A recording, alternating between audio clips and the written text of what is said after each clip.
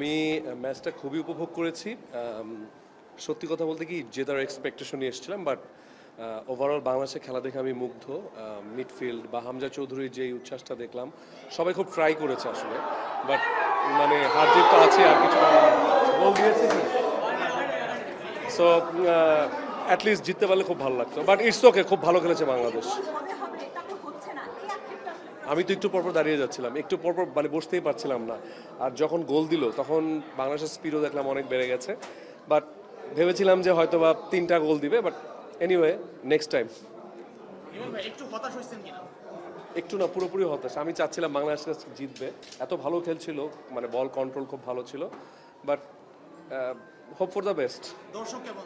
প্রচুর দর্শক, মানে বাংলাদেশের ফুটবলে আসলে এই যে এত চেঞ্জটা এসেছে, আমি নিজে ছুটে চলে এসেছি, এত দর্শক পুরো কানায় কানায় ভরা, এটা দেখে খুব ভালো লাগছে। আমার মনে হয় যে বাংলাদেশের খেলাধুলা এইভাবেই এগিয়ে যাক, দর্শকরাও সাপোর্ট দেখ, আমরা সবাই থাকবো ইনশাল্লাহ খেলাধুলার পাশে।